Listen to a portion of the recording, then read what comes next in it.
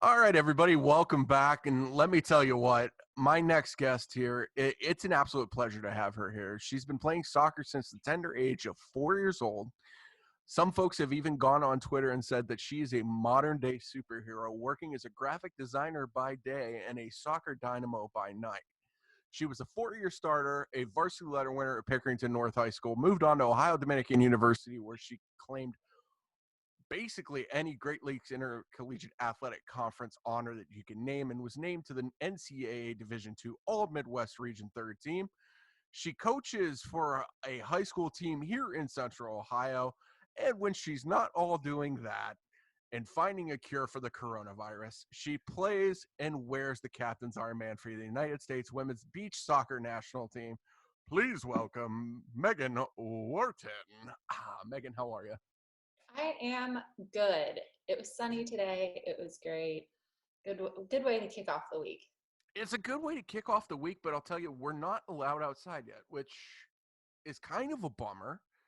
Uh, how have you been holding up? What are you doing to pass the time? So I'm super fortunate to still be working full time for Bath and Body Works. So by day, it's kind of doing whatever I can, projects with them, and then weekends. A lot of it has been indoor workouts.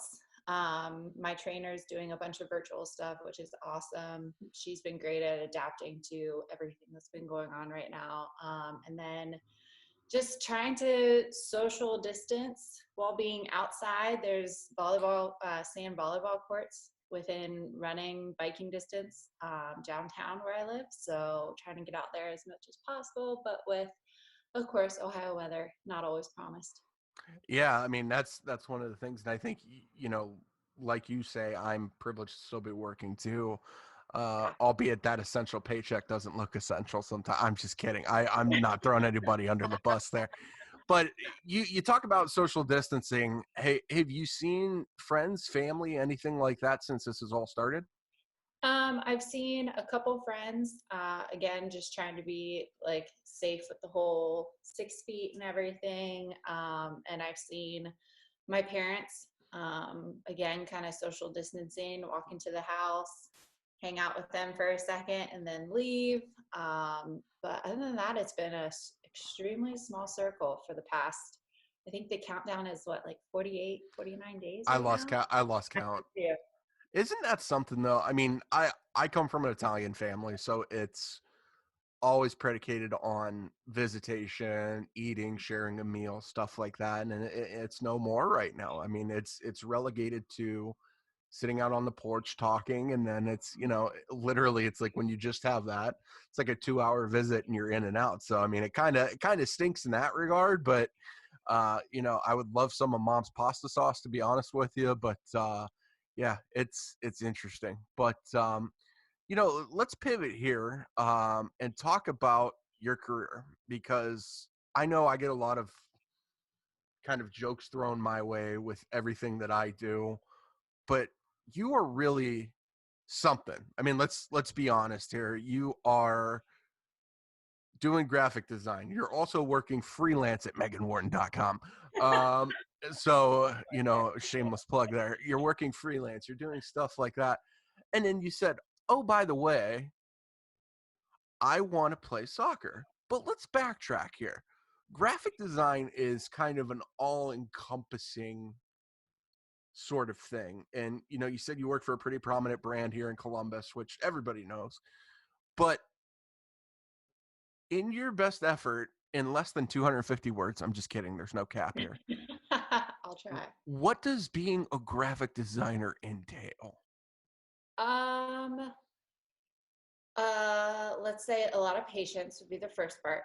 Um, it entails for me just the excitement of someone has an idea or they have a small business that they're trying to get rolling from a hobby into a real dream. And for them to kind of come to me and be like, hey, this is what I want to do. This is what I want it to look like. And to give it kind of like a little cherry on top of their project is to do the like logo designs and things like that for them.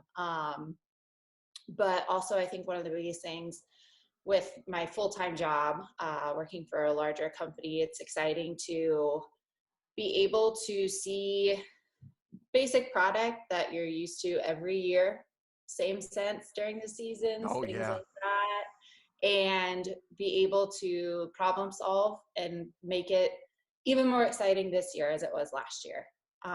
Being able to be a part of photo shoots and creating animation is another big thing that I work with. So for me, it's more of like a problem solving, putting together a jigsaw puzzle, playing Tetris with things like that, which is kind of more of the exciting part of it. And then all while doing that, you're trying to make it look really nice and clean cut and pretty. So It's got to have that curb appeal, right?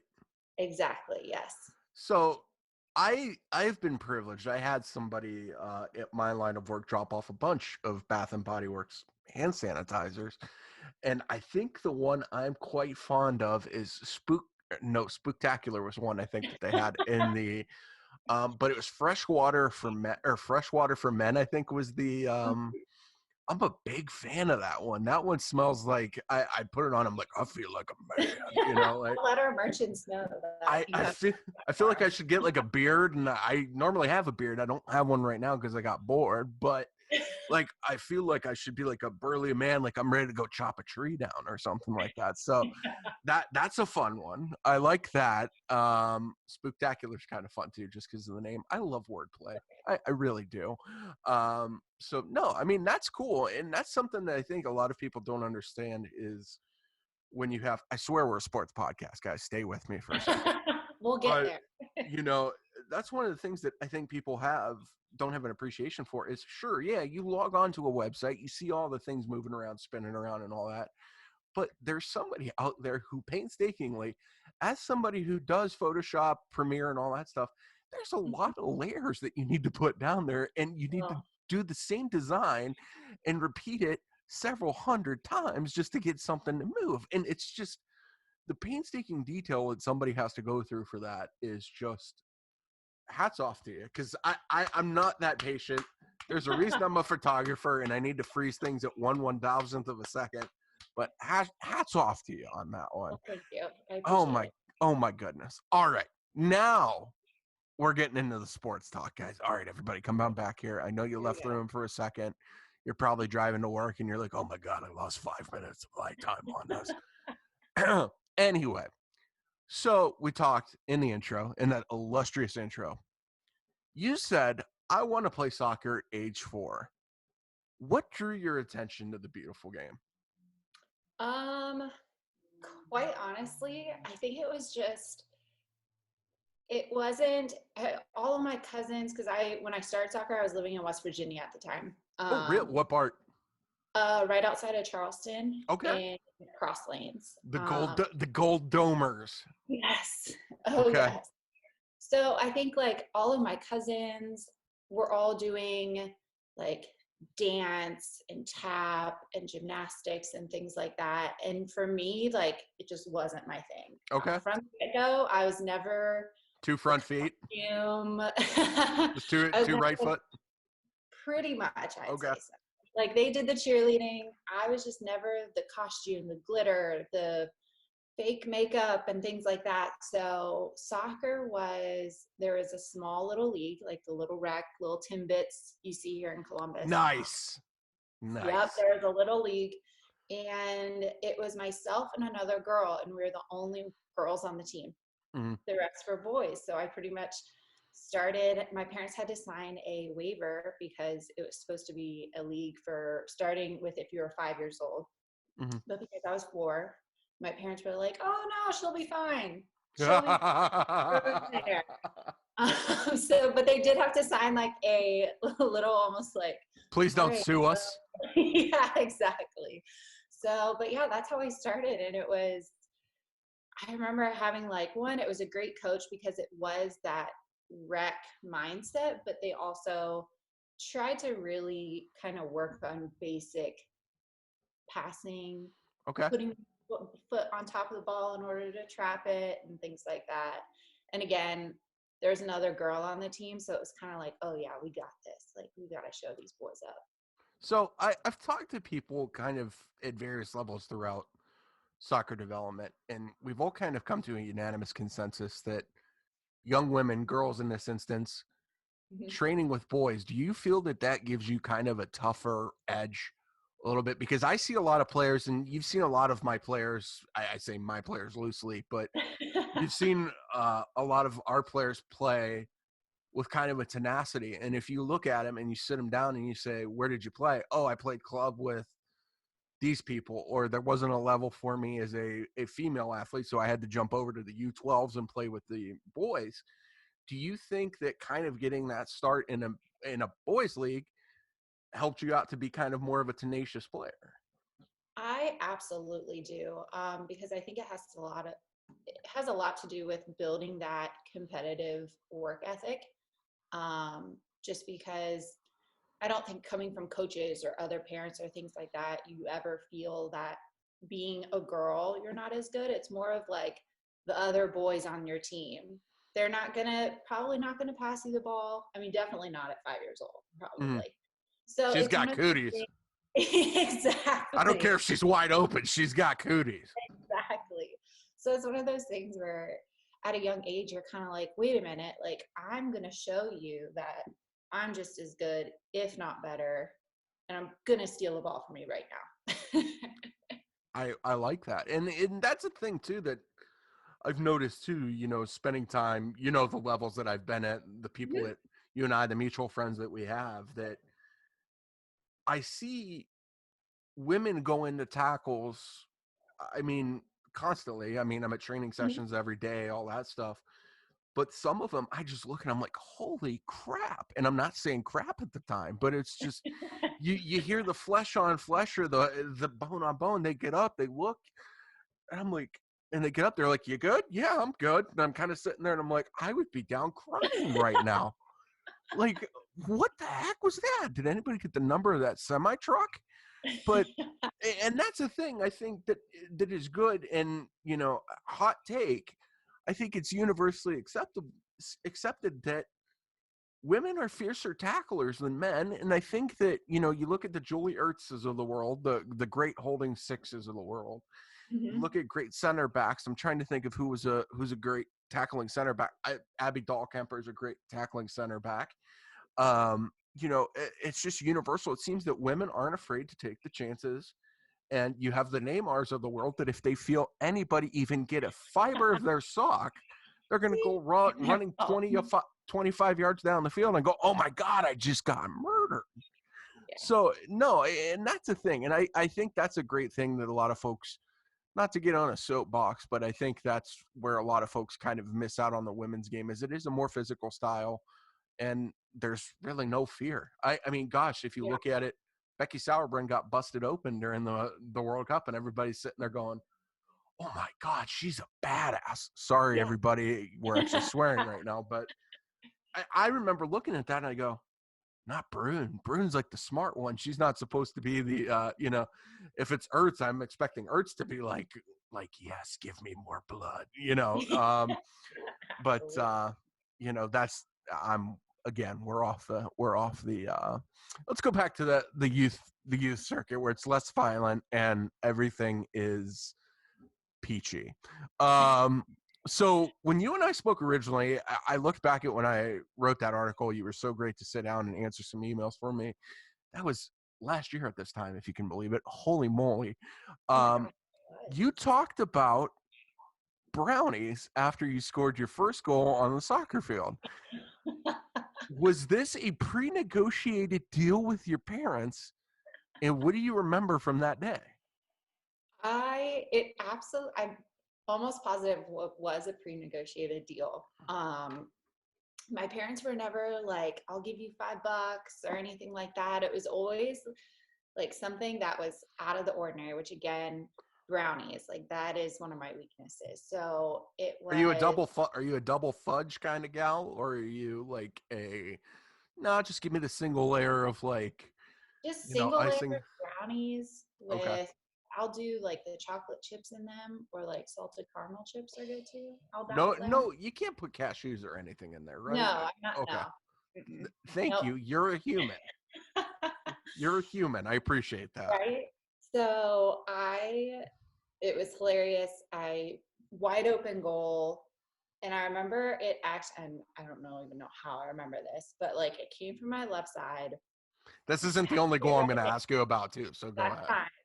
Passed it right in and immediately super excited. And again, it was rec 5-year-old soccer. So the score could have been 12-1, 0-1, don't even know, but my goodness, I am getting brownies tonight.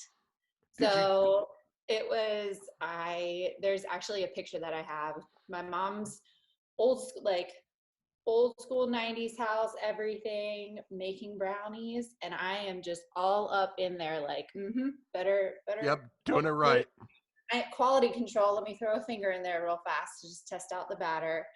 And I had for for every like soccer player that played back in the 90s, I had the scrunchie on top of my head, purple with soccer balls on it.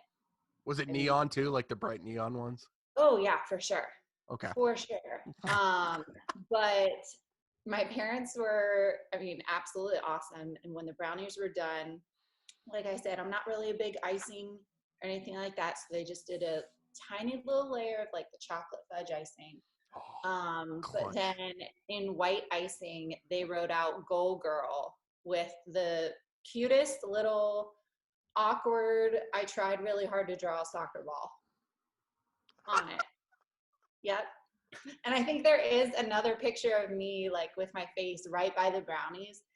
And I have the biggest grin on my face. All teeth are showing, and it is, yeah, So, that was my first ever goal. were you missing a few? Like, everybody starts losing their teeth around, I think, that age, right? The baby I teeth, or think is it? Like, I had all of, I'm gonna assume my baby teeth. yeah. I wasn't missing any in the picture. I Okay. wasn't a toothless wonder yet. So as I told you before we started, we're a largely Columbus-based show, but we do have kind of a national audience. So we're going to switch to kind of a Columbus thing. Who has the best brownie in the city of Columbus at a bakery in the city of Columbus? I just have a Oh curious. my I have to God. ask you about, not to put you on the spot like that. This is the gotcha question. I That's really weird, I guess, because like if I'm like out, I don't order a brownie. Okay. Like brownies are more like Not even at like Bob Evans or something like that. no, I'm like would be more of like I think it's a Pizookie where it's like the warm chocolate cookie with ice cream on top. You and Ashley Goglin, both of you. So yeah, I usually do those if I were to go out and like absolutely have to like need a dessert. But brownies are usually make at home so that like the entire place just smells like What baking was? chocolate. Is it BJ's that has the Pizookies? The brew house? Is that where Yeah, everybody gets? Okay, that's the one everybody loses their mind over. Okay, right. okay, I gotta check it out. Okay, so eventually you grow up. You're not 4 years old anymore, and they say, Megan, you got to go to high school, and you're like, oh my god, I don't want to do that, but okay, that's Yeah. fine. You find your way from. You said it was West Virginia. West Virginia. West Virginia. Anyway, um, how did you land in Pickerington? It was my mom. So mom is a health and PE teacher. Okay, She nice. was looking for a job as well because we moved due to my dad's job. And Pickerington at the time was very little, Mhm. like only had It's one not high that school. way anymore. Not at all. Not at all. So only had one high school, and it was kind of that up and coming best district to be in. Mm, Um, and that's just kind of where we landed. So it was close to dad's work. Mom found a great job with the district that she's still working in nice, 27, 8 years later. Yeah. nice. Okay. Um, so yeah, that's what brought me to Pickerington. So, Isn't it funny, and myself included? It seems like anybody that you talk to isn't from Columbus. Everybody's a transplant from somewhere. Like I'm a Northeast Ohio kid originally. You look at yourself. And then even like a couple other people that we know mutually aren't from here. And then you have the freaks that are, and you're like, dude, why are you from here? Like, go move somewhere and come back. Like, what are you doing? No, so that's cool. I mean, that's kind of how it was for me. I was from Youngstown, moved to Mhm. Gahanna, also another great soccer school. Imagine Yep. that. So anyway, the big thing that I want to know about is, the athletic achievements of Pickerington, because you were at Pickerington North, right? I was at Central. Central, okay. Mhm. So we know that Pickerington is very good at almost everything that they touch. I mean, it is literally Well, like football, they're good, choir, I'm sure they're excellent in, something like that. What about soccer? What's the deal with Pickerington soccer? so with soccer, when the schools split, um, And for it those that aren't Columbus based, Pickerington has what, three now? they have two, Two? but I think Okay. three has to be eventually on the horizon for Okay. sure. Okay. Okay. But go ahead. I'm sorry. I was rude. No, you're good. So soccer in Pickerington has been, on the women's side at least, Pickerington North has held the titles for, I think, ever since, honestly, they opened. They've had a great coach, Bianchi over there, that has just kind of grown that program and things like that. And Pickerington Central and has again built up their program as well, but hasn't exactly been probably as successful because a lot of times people are always like, oh, North girls soccer, yep, Mm. they're huge, and things like that. So where I lived, um, I ended up going to Pickerington Central, which again, when you're fifth, sixth grade, you're just kind of like, okay, cool. Are my friends going there? Like, That's where I go. Okay. I want to go. It's like the Hunger Um, Games. You're in District 12. Like, oh, cool. All right. Nice. exactly. So, but when I was at Pickerington Central, we were pretty good, and had, I mean, definitely over 500 seasons. I'm pretty sure every time I was there, second round tournament appearances and things like that. But also just like a great kind of group to play with as well. So you were in the OCC, right? Hmm. Did you ever go against the goalkeeper for New Albany named Amy Haywood? Yes, I believe so. There's a couple people that I actually like, um, that I know from New Albany that I'm good friends with now. That I'm like, oh yeah, I do remember playing against you guys and I remember hated defeating and beating the crap out of you. it. No, we definitely lost. Oh boy. Okay.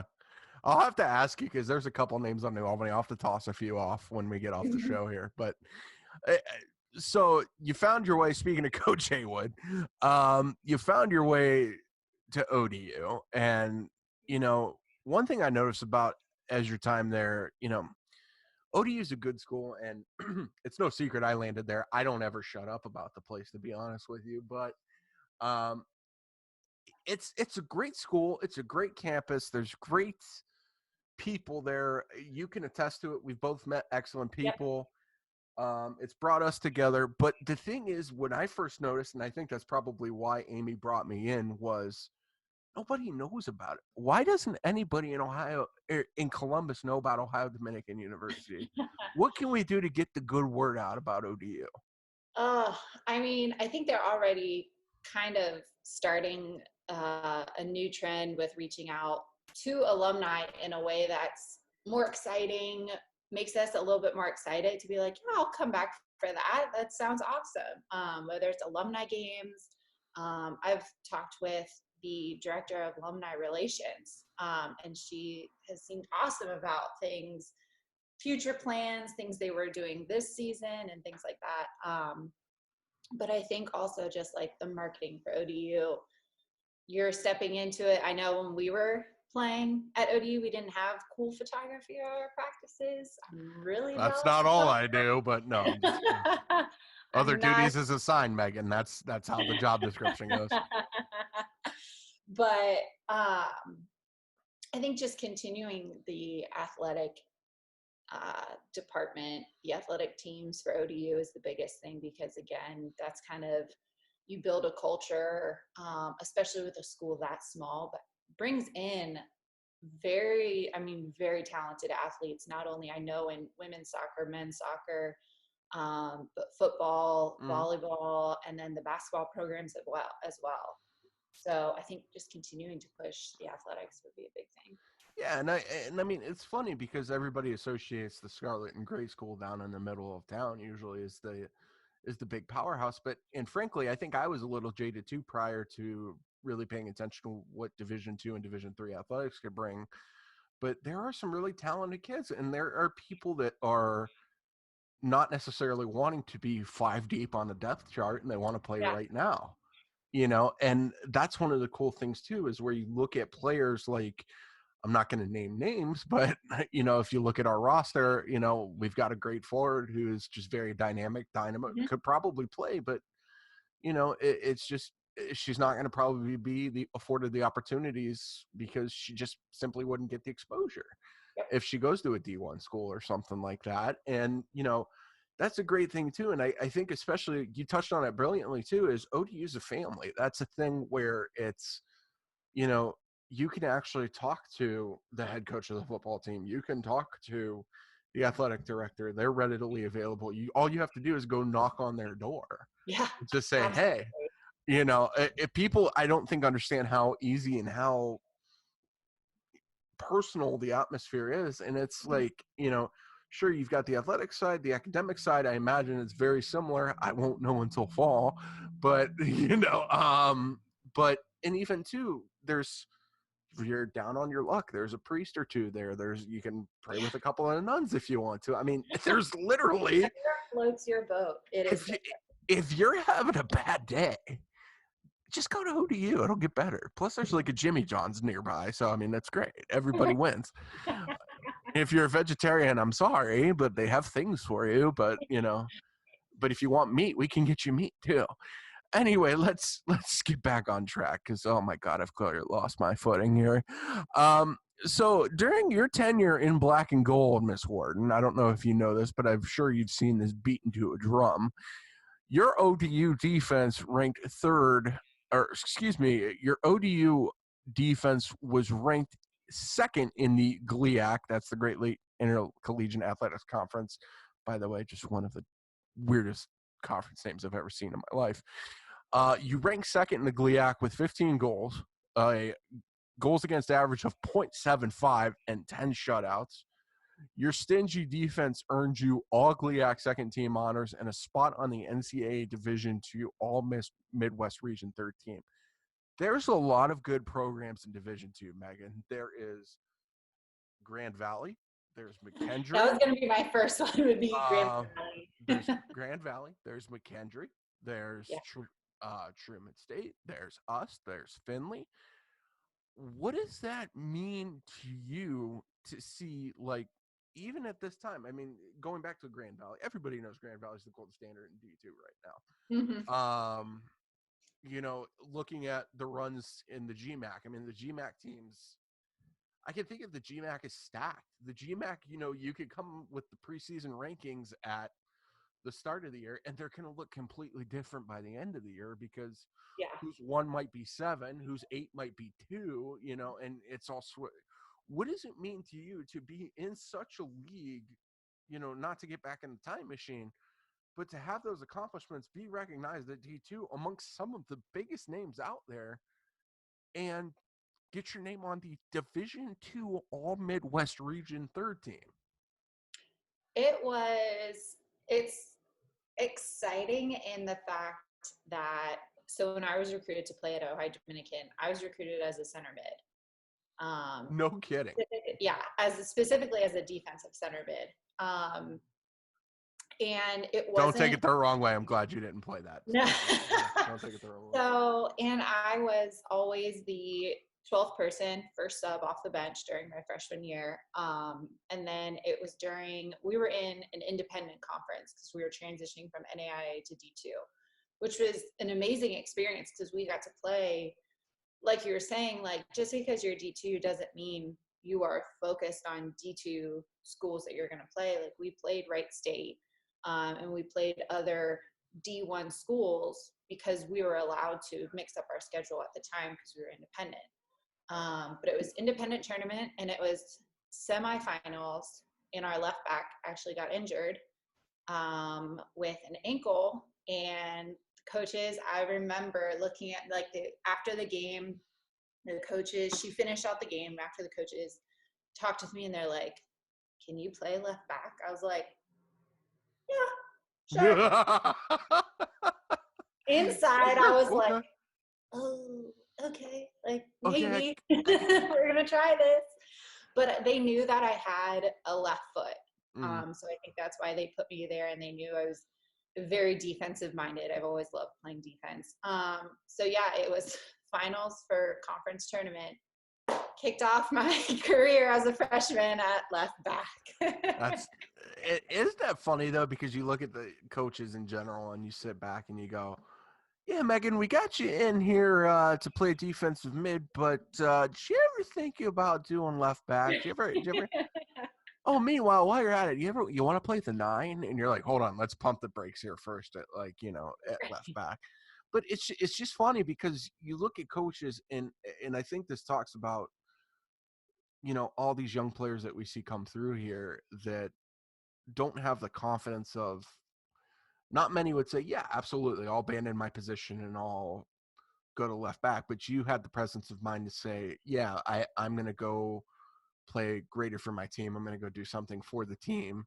Mm-hmm. And if I screw up, I screw up. But at least I'm going to go out swinging, Yep. And that's the cool part. And I think that as somebody who's on a staff, as I said, obviously I'm not pulling the X's and O's. I'm not doing anything like that. But to see somebody, a student athlete go through that and succeed, I think is probably one of the greatest achievements that, it makes me feel whole. And I'm sure as somebody that's been in that position, and you could probably attest to playing in that position and seeing that you could actually do it, you're going to go, oh my God, I can do it. It's like being released off of the bike the first time without training wheels, and you find your balance and you're like, oh my God, I can do it. This is Yeah, great. 100%. And it just goes back to the basics of soccer of regardless of what position you're in, you have your jobs to keep the ball, keep possession, dispossess the opponent, stuff like that. So it's just kind of taking a breather from that automatic first second of panic and just realizing that it's going back to basics. And again, I think I said yes to playing it because I was just desperate to be on the field, whatever it took. And being a part of the defense that we had, we were, I want to say, a younger defense. I don't think there was ever more than 2 years difference between any of our back four players. And that was from, I think, my freshman year on it, quite honestly, all the way up to when we graduated. So I think that was one of the biggest things with our success as that back four and as that back line. And I'll even say probably back five because we threw in a sub here or there. Mm. And I think that's what kind of led to our success of only having 0.7 average goals against. I mean, that's stingy. That's not Yeah, even like I accidentally let one in. That's yeah. stingy. It's just great relationship between not only you and the three other people that you're standing next to, but we also had, I mean, just some amazing, amazing keepers when I was at ODU. We had Amy, which Mm-hmm. she was Yeah, amazing. she's all right. She's all We right. had Becky Williams, who was also fearless. And then when they were out of the program, Laura Clark Yeah, was, yeah. she was by far probably the most fearless keeper I have ever played with, played against in my life. Like, so confident in her, but at the same time, every time she'd come out, I'd be like, oh my gosh, I'm cringing. That's not even a 50-50. That's like a 60-40 and not in your favor. What's it like with? I mean, I think we could kind of both agree goalkeepers aren't the most mentally stable. individuals out there, because it's a very special person that says, yes, I would like to have a very fast ball pelted at me for 90 minutes if that's great. And oh, by the way, yes, I can dive this way, I can land on my shoulder, I could do this. I've had the privilege of being on the backside of the Marissa Wiersbicki era, which Mhm. that young lady could fly post to post, Yeah. literally just loading up like a bunny rabbit and just post to post. What does it say to you as a defender to know, I know I'm not going to screw up, but if I do, I've got a pretty good keeper behind me too? It makes you, yes, very comfortable in yourself, your abilities, your skills, that if you do make a mistake, you're going to work 10 times harder to make sure you don't make that again, because you have such a high respect for the person with the gloves on standing behind you who's cleaning up your mistakes. So again, it just goes back to that relationship. When you have a keeper that is going to lay it all out for you when you make your mistakes, like, it's just a two-way street. It's like, all right, I'm going to lay it all out so that you don't have to worry about my mistakes anymore. Lastly, we'll switch gears before we move into post collegiate life. What was your favorite memory that you had at ODU? Um, I would say we were South Division champs my junior year, I Okay. believe. And we were playing up at in Michigan. Um, and we had finished the game, and it was this huge dog pile of like, oh my gosh, we did it. Like, we're South Division champs. We just went on an 8-0 like winning streak that I don't think any of us realized at the time, because we were just like, okay, we got to win this one. We got to win the next one, and things like that. And that was also one of those games where our center back got hurt. So I slid over. We had a new outside back come in and play. And it was that seamless type of communication that we had. And it was one of those perfect, like, just team wins where everybody was extremely proud of one another. And we were like, this puts us on the map. This Mhm. makes us the team to beat. We want that target on our back, which is, if you're a competitive spirit, that's like the best feeling ever. You're just like, all right, come get it. It's Yeah. fine. Here's the title. Come get it. Come, here you go. Yep. Exactly. Who wants this?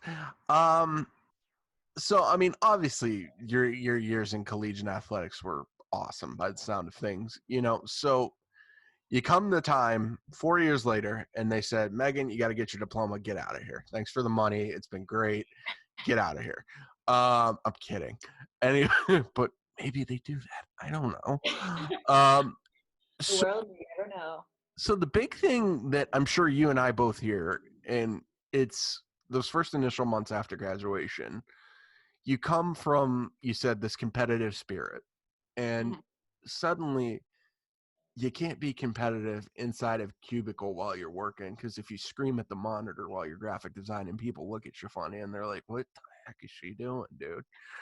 So how do you fill the void from competitive soccer those first couple months after graduation? How I did you go about that? I started playing in like the adult co-ed leagues at Resolute. Which is depending on, it might be the World Cup for It, some people, but you know. it absolutely can. So playing in some of those, I started playing in women's league, and not only was that a blast because, again, you're playing soccer, it's competitive, and things like that, but also I've met many close friends while playing Who on do you those want to put on blast right now? You can do it. They're probably gonna listen. I don't have anybody, but that was just one of those. You play at night, you get to know these people, you see them week after week, and honestly, it's a very small group of people that are there, Mhm. like I am, 3 to 4 There's a times a reason they week. call it Club Resolute. Oh, absolutely. So just kind of not only filling that physical aspect, that competitive playing, getting your touch still, but also being around other people that love the sport as much as you do, and they're still completely okay with reliving their glory days. So it's a win-win. Oh, the glory days. I love those. So you said, some folks would have had the option, we're privileged to have a WPSL team in Columbus. Monique Hanaik, now Reventlow. Hi Mo, love you to death. I'm a Hi Mo. Anyway, I love giving her crap. That's a shtick I have with her. So I don't know if she's ever told you that. I just give her crap. I love love the girl to death, but I always act like it's just the biggest pain in the keister to see her. So she'll be like, "Hi Ralph," and I'll be like, "Hi Mo." So it's just anyway. So we have kind of the outlet there that, say you wanted to go play on turf, go continue to play and everything, but you said, no, I don't want turf. I want to go run on a surface that is nearly impossible to run on. And, it'll make my thighs and calves and everything burn for like 6 days. And you said, I want to go join up with a team in California, Shoreline. You said, hey, Shoreline, you're writing an email. You say, hey, Shoreline, my name's Megan Wharton. Regular soccer just doesn't do it for me. I'm in the Midwest. I want to come out to a beach. How does an opportunity like that come along to a Midwestern young lady such as yourself? So it starts, I mean, it honestly starts a little bit smaller. Here in Columbus, we have very odd. It's Columbus, not, We are a again, weird town. yeah, We are not a that weird town. many beaches at all. But there is a small little group of us that play beach soccer. Two of our guys have played for the U.S. men's national beach team. My best friend and her husband play beach soccer. They've played for years. Hi, Nikki. So, hi, Nikki. So actually, she just invited me on a whim, like, hey, there's this beach soccer tournament in Virginia Beach, and I'm doing a team with actually another New Albany player, Britt Cummins, who played at Maryland. We're gonna play beach soccer for a weekend. Do you want to go? I was like, yeah, soccer, beach, done. Like I'm all for those two combos. Played and hated it. Oh, Like it was the hardest thing to do because, and it was so frustrating. You're so used to being able what to drew just your ire so quickly to it? Not to interrupt, but like, what was you tried this new thing and you're like, oh my god, like what mistake have I made? right? It was just the fact that you all of a sudden, like you grew up playing this sport, now all of a sudden you can't make a pass 2 feet to somebody's like, you can't make a perfect pass. And so Mm-hmm. that's like super frustrating. And again, it kind of reignites that competitive, like, wait a minute, I'm not good at this anymore. I just can't handle this. No, it's gonna be an option for me. We're gonna work at this. So playing a couple years with Columbus Beach Soccer Club, BSC, traveling. We played co-ed, traveled to Grand Haven, Michigan for co-ed tournaments, Cleveland, and then down to Clearwater Clearwater, for, Florida, I'm assuming. yep, Okay. Clearwater, Florida for the Major Beach Soccer League National Championship, which was kind of cool. Holy, So is that the one with the crazy gator head? I remember seeing that trophy or something like that. Somebody had. probably ours Okay. were definitely not that cool. I'm gonna have to talk to somebody about that. But so yeah, and then it wasn't until this past summer, 2019, that Shoreline, I was going to play with them in May for a tournament, and then they talked with me about Virginia Beach, and I was like, I feel as if this is kind of that next step. Like Mm-hmm. Shoreline would bring in international players from England, a keeper from Mexico, and things like that. So to me, I was like, all right, the only way to get better is to push yourself out of your comfort zone. So let's do it. Like, let's play for Shoreline. Don't know anybody on the team. And that was last, yeah, and that Oh was my. last summer. I got the And anxiety just listening to that right oh now. my Like, God, holy mackerel. yep. So that's how I got started with them. And it's just kind of putting yourself out there to just be like, hey, I want to play with you. Do you mind? Do you care? And again, beach soccer is such a small community, but a really tight knit family. And you see the same people at the same tournaments. You follow each other on Instagram. And if you follow each other, but you haven't met, you're probably going to meet them at the next tournament you're at, which is kind of cool. So yeah, that's how I built those ties to the West Coast. So speaking of those ties and, kind of knowing a little bit about your story, it seems that Shoreline was really kind of the culmination of what happened next. You get a phone call and they say, Megan, we've got this opportunity to be part of this first time club. US Soccer is going to sanction a women's national team, women's beach soccer national team. I've had a real tough time saying that, It's a especially, mouthful. but it's like even doing the acronyms like a little too much for me. But Oh, anyway, you get this phone call and they say, Megan, we're going to try something kind of innovative. We want you to. Did they call you and say we want you to try out? Did they? How did this process come along? And did you know immediately that this was something you had to be part of? it was a lot of this is happening probably July, I want to say. There was a lot of people, well known names, well known figures in the beach soccer world that were reaching out and saying, like, hey, can you send me your beach soccer resume? Pretty Mm, much. There's talk of this. Can you just send it to me and I'm going to refer you?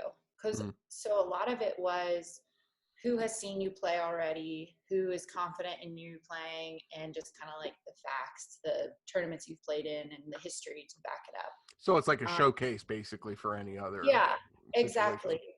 So again, you're hearing all of this like, oh my gosh, there might be a women's team, a women's team. Oh, like so exciting, but it's all very like hush hush because you don't want to get your hopes up and things like that. So it was an email that was, hey, you have been selected.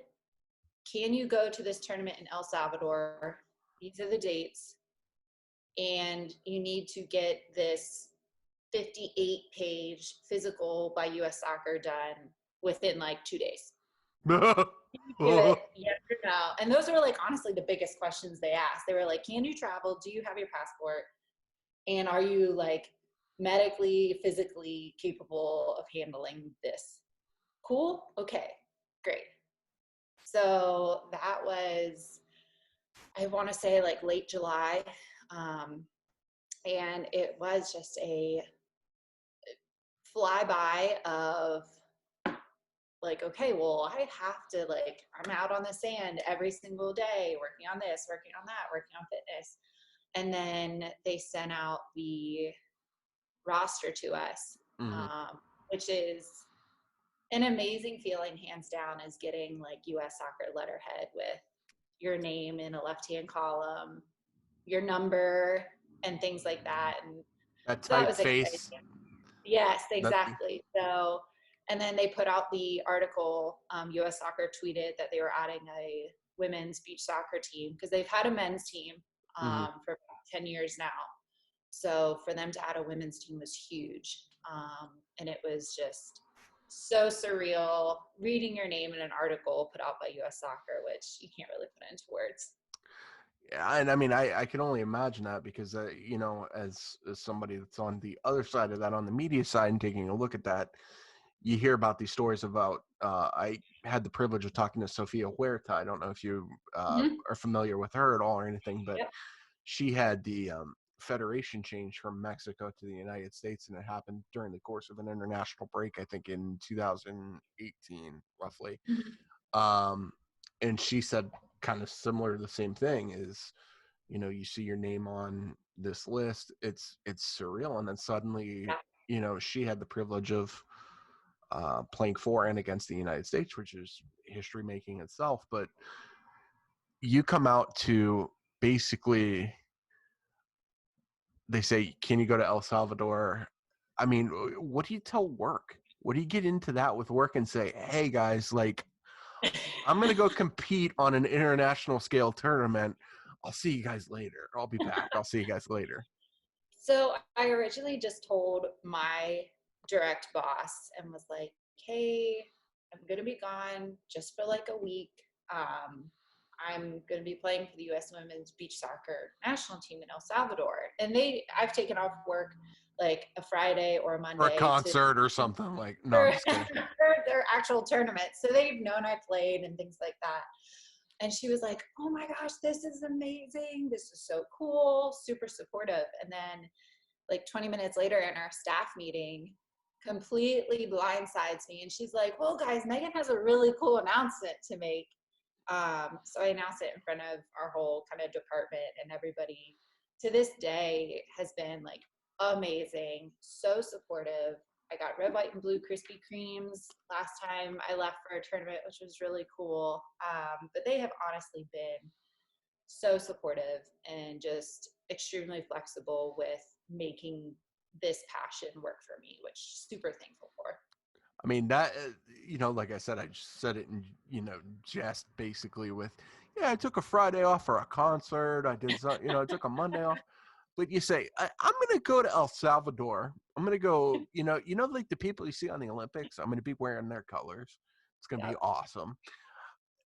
Let's kind of, before we get to what I call the dessert, the crowning moment of when we're in El Salvador, walking into that locker room, you've watched plenty of women's national team games. You've seen the kids.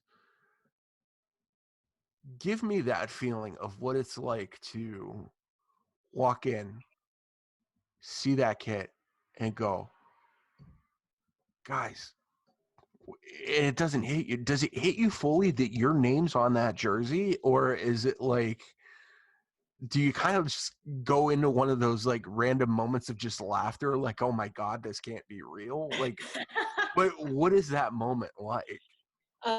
Yes, all the above for every emotion, I think. The biggest, that is such a moment is walking in, because we were thinking, yeah, we're beach soccer, but is it going to be like as official as the U.S. women's national team is and things like that? But to walk in and see our equipment, our trainer, our equipment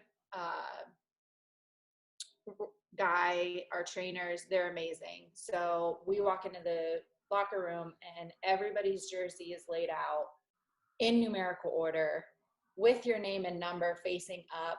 You have your banners that you exchange with the opponent that you're playing that game. And then just, it is so surreal because you're like, oh my gosh, this is real. Like, that is my name. I didn't have to pay soccer.com to put it on there. Like,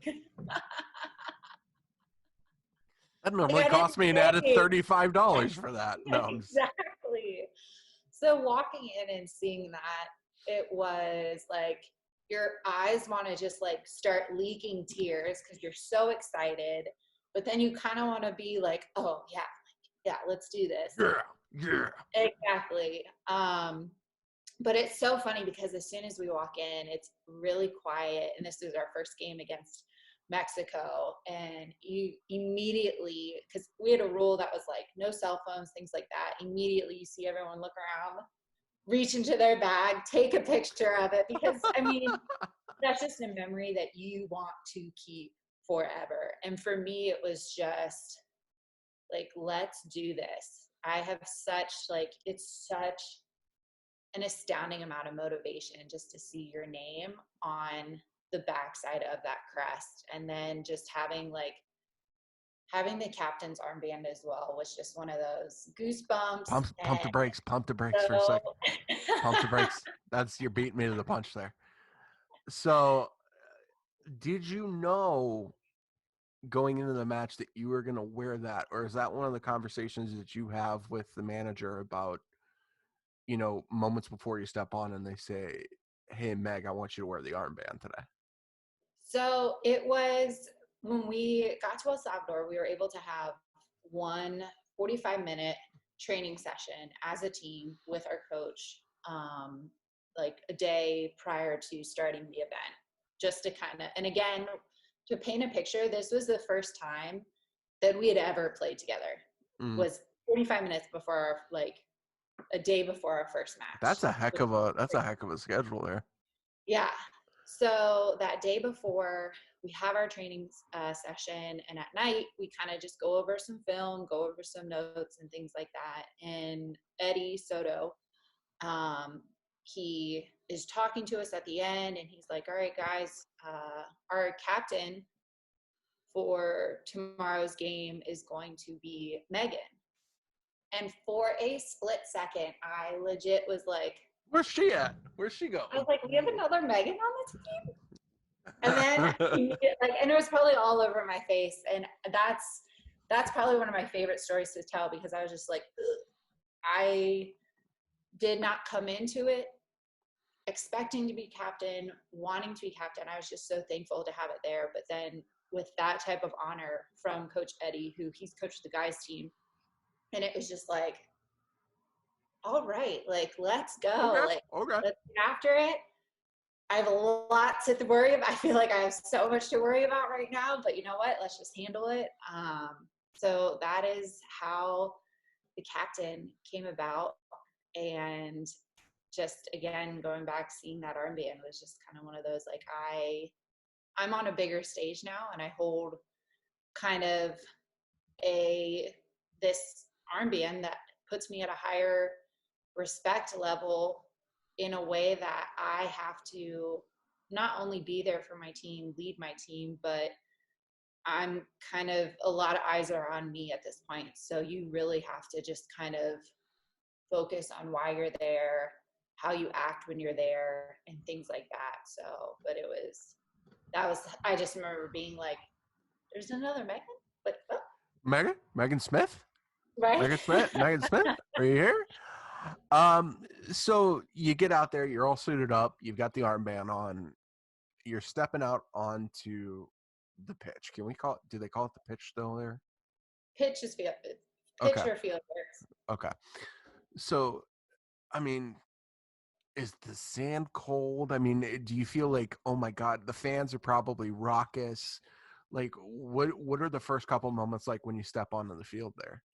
Uh, First couple of moments, I know for all of us, because this was our first official, like, international type of game.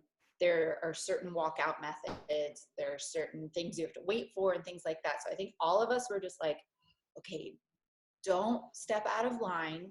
Don't walk where you're not supposed to. And don't forget any word to the national anthem. Yeah, right. So going out, Do the kids walk out with you guys too for they, do the they do that kids too? lead the flags, Okay. but we don't have one each with us.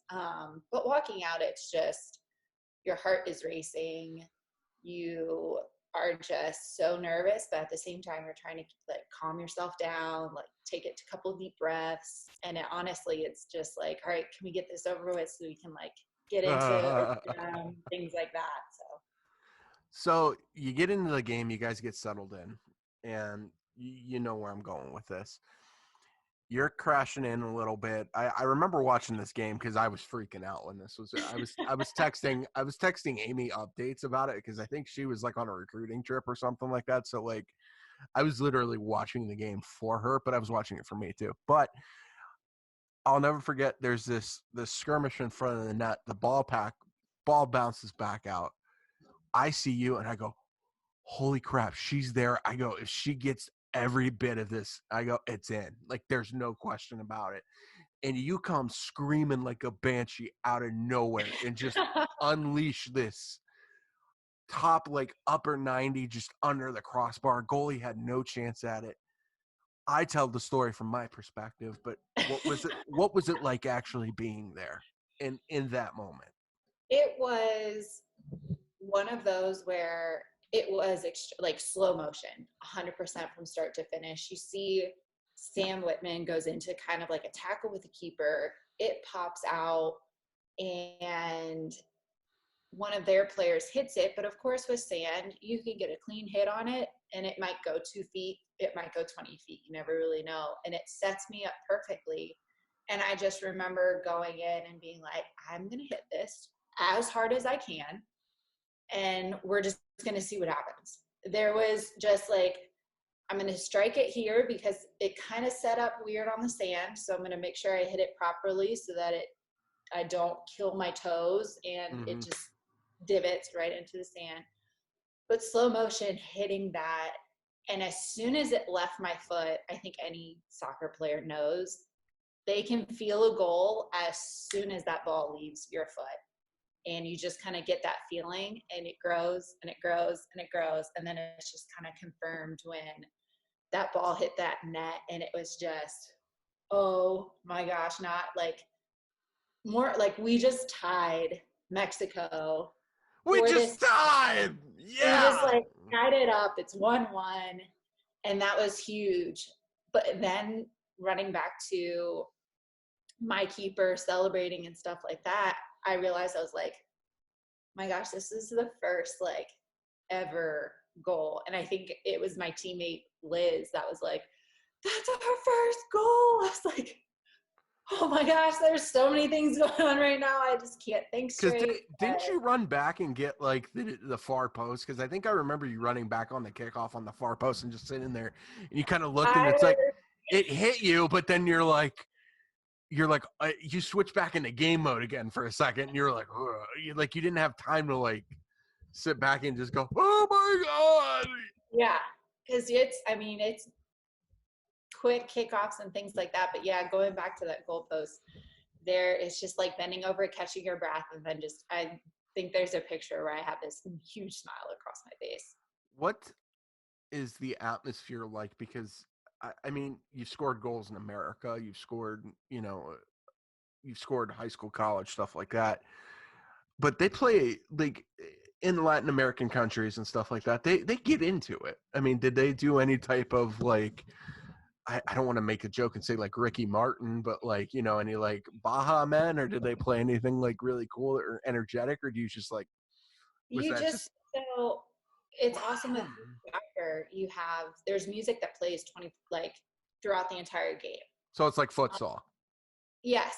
So Okay. there's music throughout the entire game, and then when you score, like the MC announcer at El Salvador was amazing. He was so energetic, and of course is like doing the long like goal, Estados Unidos, and all this. So that's exciting. And then for Mexico, we had a pretty decent crowd, and you did hear cheer, like you definitely heard cheering because it's the U.S. women's beach soccer national team. We're associated with the U.S. women's national team, and we're seen as like, oh my gosh, like the U.S. is here. This is awesome. This is Mm-hmm.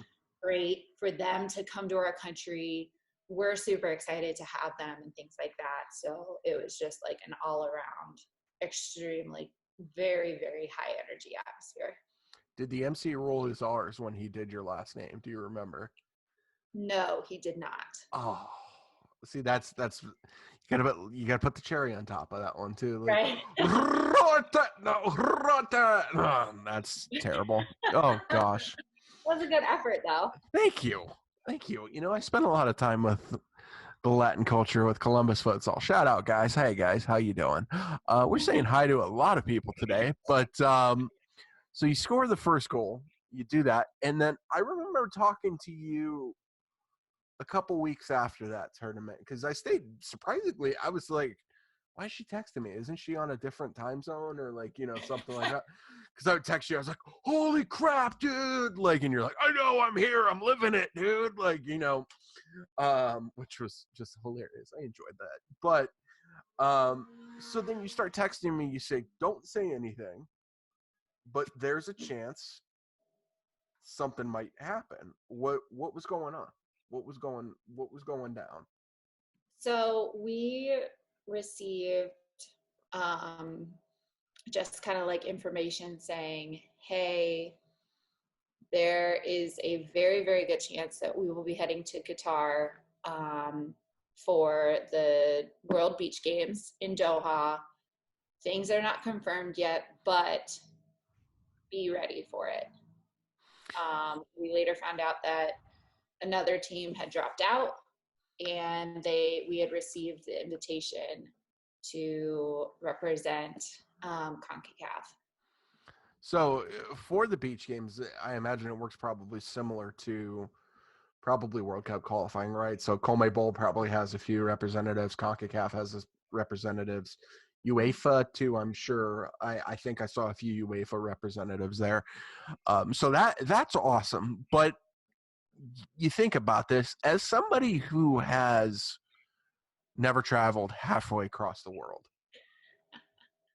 In fact, the furthest to the extent that I've had of leaving the country is going to Canada, which is, some would argue, not even that much of a change.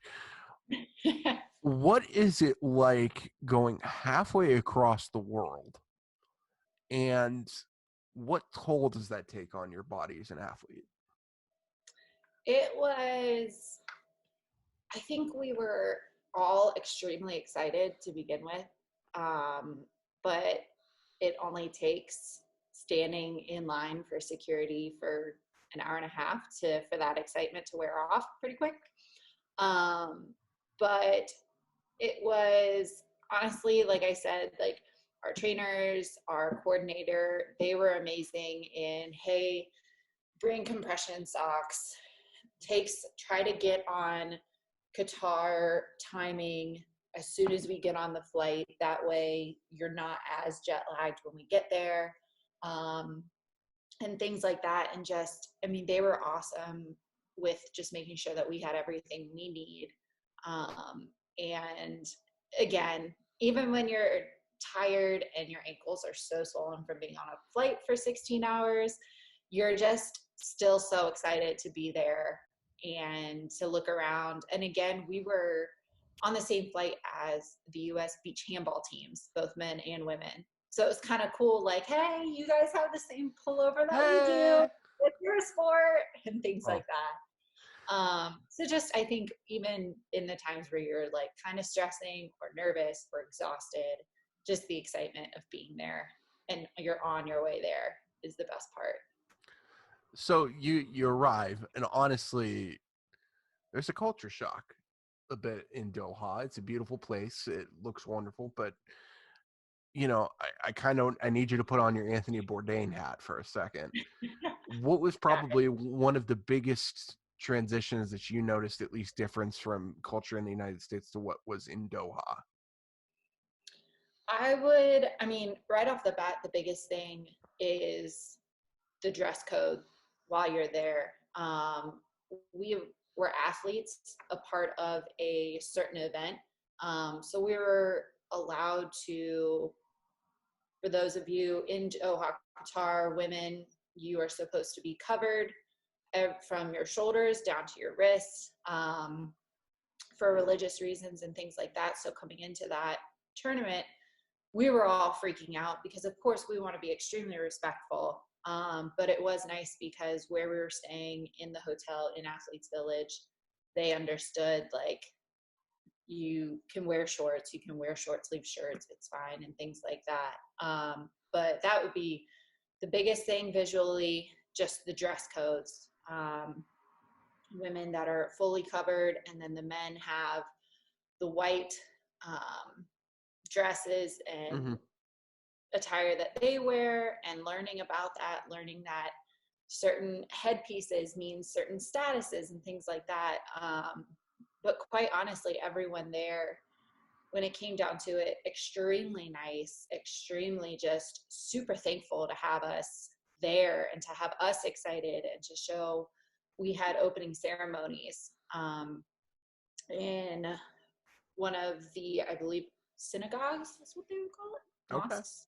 Yeah. Um, and it was full culture, learning about the culture of Doha, learning about Qatar and all of this, its history. And they were just extremely, extremely thankful that we were respectful of it, wanted to be respectful, but just so welcoming, so welcoming. So What, you know, we talked culture a little bit too, culinary wise. Was there any kind of shock there for you, or was it pretty, you have your proteins, you have your starches, stuff like that? Was there, or are they eating spiders or something? No spiders, Okay, thankfully. good, Although I good. probably would have tried it. I don't know, maybe. Oh God. Yeah, not fear factor, um, but we, I honestly think we all ate our weight in hummus Oh, that nice. Okay. 2 weeks we were there because it was like just very fresh. Everything was handmade, things like that. But it was very, I would say, like Middle Eastern food. We had a little bit of Indian food, Mediterranean. I don't think we ever had French fries. A Okay. lot of rice, a lot of chicken, lamb, and things like that. Oh Fresh my fruit. gosh. Yeah. So it was not. It was not anything that any of us wouldn't eat at Sure. all. Nothing crazy. Nothing you're gonna find on Fear Factor, like I said. Good. But I mean, it was all they knew they were feeding thousands of athletes. So it was one of those, what can we make a ton of? And again, no cereal, nothing like that. Pancakes, those are always good. I always love pancakes. Um, oh, that'll take us off a kilter. Anyway, I was gonna say though, are you like a Cracker Barrel kind of gal with pancakes, or are you like a Bob Evans? I'm more of a Bob Evans, I'd Okay, say. it's a good call. I Yep. I like. I had Cracker Barrel like in December, but it was good, so I'm like good for 5 years. But Bob Evans is the way to go there. So you talk about there's a little bit more of a fanfare. There's a kind of a decorum of sorts with this because it's a bit more of a serious kind of event here. I mean, this is kind of like I use the term World Cup loosely, not knowing if there's actually a World Cup for beach soccer, which I'm sure there is. There is for men's Okay. and there will be for women's. Heck yeah, dude. All right, let's roll then. So I mean, what did you take from this experience? I mean, obviously it's a little bit different. It's, some results didn't go the way that you wanted them to, but I imagine this was more of a reconnaissance, not a reconnaissance. That's not a thing to say. A fact-finding Mhm. mission. I mean, it's the team's first appearance in this tournament. What did you guys take as a group? What did you learn? Where maybe could there have been some improvements along the way? What was the general consensus on the debrief of the Doha experience? The biggest thing we took away from it was, quite honestly, like we all came away extremely, extremely hungry for whatever Not the not next, hummus, not hummus. I'm yeah, sorry. not hummus, that is for Sorry. sure. I'm sorry. Extremely hungry for whatever event is coming next, whether it was possibly another trip to El Salvador or a smaller type of camp that just would be expanding it to potential players. We just wanted something. What's next? This is huge. And I think the biggest thing for us coming out of that tournament was we were able to see our athletic potential. I think coming out of it, we felt extremely confident and extremely optimistic about the fact, we're decently, not even decently, we are a very, very athletic team, Mhm. extremely athletic when it comes to speed, strength, and things like that. And we just have to remember that this is only our fourth, fifth, and sixth game together ever playing. Yes, we had a camp for a week before coming here, but a lot of these teams have been together a lot longer than we have. Their players play on club teams together, so they're used to playing with each other and things like that. So for us, it was just, all right. So if we can start kind of get the ball rolling a little bit farther, get some more time and games underneath our belt, we are going, not we could be, we are going to be extremely dangerous when it comes to beach soccer. So I think that's what we're all looking forward to and we're extremely excited about is just, all right, we've got this. We just need more experience. So, Very good. Very good. So obviously, kind of with the COVID-19 pandemic that we've got going on right now, it's probably put a little bit of a hamper in the U.S. soccer plans here for beach games. What's next? I mean, what was on the schedule? Is there anything that could be, say, July, August, somewhere down the road where it might not get interrupted? Is there anything kind of on the schedule right now for it? so we were on it right before things got serious with coronavirus. We were supposed to have a unofficial tryout in San Francisco, and unfortunately, that was canceled. U.S. Soccer decided to err on the side of caution and go ahead and cancel that. But what that was going to be was not only going to be like a team camp, but also we were inviting potential players that just to build the pool for our team. Because the best, like I said earlier, the best way to kind of step up your game is to be put yourself in a place that isn't that comfortable. So when you have someone that wants your position or someone new that's coming in, it definitely gives you a new level of motivation. So we had HRSC women's team, a bunch of players from that team was going to come out. They're based out of Virginia Beach. We had Southern California, Northern California, and then I had myself, Britt Cummins, who I mentioned earlier. Yeah. Mo was going out with us. And Hi, then my Mo. so a small little Ohio group was going to go out, but that was going to be just an all-around camp and tryout to just build the player pool to pull and choose from, because unfortunately we can't all just be beach soccer full time, and Wow, sometimes drat. I know, and sometimes we can't go to events or go to camps and things like that, so they have to be able to pull up different people in order to participate. So we were going to have a camp for that, and unfortunately that got canceled. Beach Soccer Worldwide just put out an announcement for this, kind of just going over what this year 2020 has in store for beach soccer, because I think everyone has been chomping at the bit to hear something. Sure. So Virginia Beach, that's usually held in June, now going to be held in August. That's a huge tournament that is not only brings out pros, but also has a huge youth following as well. So that's going to be moved to August. Probably going to be playing in that. And then Euros, which is pretty much kind of like the Champions League of beach soccer.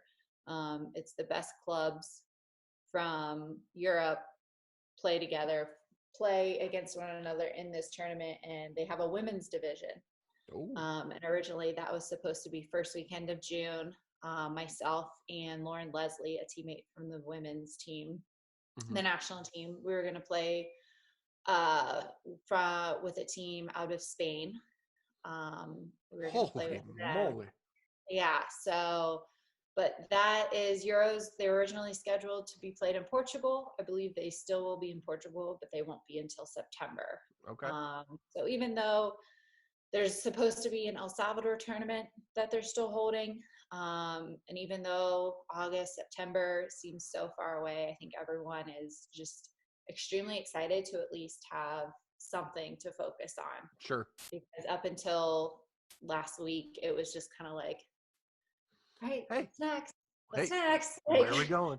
What are we right? doing? And exactly, which makes it hard to train as well when you're not really sure what you're training for. So now that we have some events, some dates, some months to look forward to, it's exciting. I guess kind of sticking with that training, because what we didn't really touch on that too much is you say you have your trainer who's doing virtual trainings. Mm-hmm. Do you rely on her more so from the fitness aspect and then you work on the technical work, or do you say, hey, this is what I'm doing, she does a little bit of research and says, okay, here's how we'll incorporate a ball. Maybe we do, planks and touches on two like soccer balls or like something like that. Like, does she kind of design them to fit your needs for what you're trying to accomplish? She designs them. She's also actually one of my good friends, and she played soccer as well in college. Okay. Okay. So we're very on the same page constantly. And she has done an amazing job with mostly focusing on my strength, my conditioning, my fitness levels when they apply to beach soccer. So she has done the research, and we will do a ton of drills where I'm unbound on an unbalanced surface, uneven, and things like that to work on that. And she's just, again, has been awesome at figuring out, all right, maybe we don't need to bulk up her shoulders and her biceps and all of this. Let's work on more core stability, leg endurance, and things like that, which has been awesome. And then I go on the sand, whether it's with friends, by myself, and just that's where just all the touches, all the technical stuff comes in. Do you feel now as a player that you're more physically fit as a beach soccer player than you were as a field player, or do you think some of the skills kind of are, I guess, you could use them in both atmospheres? I would say fitness wise, I am 100% in better shape and just faster, stronger, quicker, everything after playing beach soccer, because your body, when you're doing sprint suicides in sand, you're digging, you're trying to be as fast as you can. Yeah. Oh, yeah. And Oh then when my. you go and do them on turf, you're like, I'm flying. This is great. Like, Let's do my 40 time real quick, coach. exactly. So when it comes to fitness, like anything in the sand is just going to be amazing, because it is giving your muscles that extra kind of barrier to work through and that resistance. And then when it comes to touches, if you've watched beach soccer, for those of you listening, it's all in the air. It Mhm. is, you're juggling a ton. You have to flick the ball up constantly. And you just have to be very aware of the fact that you may take a touch and it's not going to go anywhere, or it could go in the complete opposite direction. And for Um, and for my soccer fans watching, just watch the Crew versus Atlanta in the monsoon. First, the first time, I imagine that's probably what Megan's talking about. But go ahead. yes. So, and then, so you work on your touch, and especially it's just that finesse of being able to bring the ball down and things like that. I've noticed then going, because I haven't stopped playing good old co-ed at Club Resolute. So I've noticed that just my touches in general are a lot cleaner. They're a lot quicker.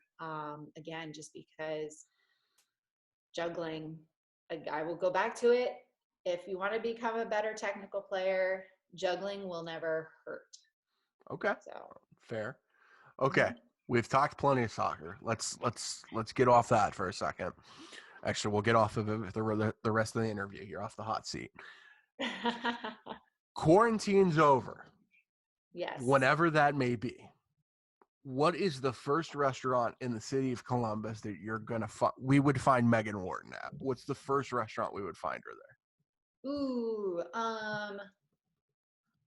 that's a good question. I'm probably gonna have to say Candados. Patio, Okay, tacos, margaritas, they're doing done. to go margs now. You're gonna be fine. I They know, but can. it's just like being able to be outside with friends, with people. Okay, I've It's never not had it. on a balcony. Can I make a confession? I've never had it before. Everybody talks about how wonderful Condado is, and I need to get on the bandwagon. It's pretty good. Oh my Highly gosh! recommend it. All right, Megan, we've said a lot. We've talked a lot. What is next for you, ma'am? Whether that would be professionally, soccer wise, like what can we expect next from Megan Wharton here in the not so distant future? um, Quite honestly, just you'll most likely see me out in the sand, either in downtown New Albany. I'm at ODU sometimes and just kind of continuing to stay ready so I don't have to get ready. Ready for the call. Like it. Right, exactly. And yeah, just staying safe, staying inside, and continuing graphic design. Nothing too crazy. So I would say that's about it. Very good. Megan, why don't you do us a favor and plug yourself real quick so people can follow your journey and see the brilliance that is a sand soccer player. Why did I want to say volleyball? Oh my goodness. Because Oh, everybody does. I don't want to be like everybody. Anyway, plug yourself, ma'am. Where can they find you? Yeah, so I am on Instagram, nutmeg_9 Love is that, where you by the way. can find me. Yep, that is me. And then I believe I'm not on Twitter too much. I'm more of just going to have a Twitter so I can follow everything else. But I believe I'm also nutmeg_9 on Twitter. But I'm not Can too sure. confirm. I tweeted her this morning. She Yeah, doesn't. I She didn't. doesn't answer me. It's fine. I'm It's okay. very. It's okay. Anyway, Megan, thank you so much for your time this fine day. Thank you for sitting down with us. Hopefully, you learned a little bit about Megan Wharton today, and we'll come back and we'll talk to her after the next beach event. So, all right, Megan, thank you so much. Absolutely. Thank you.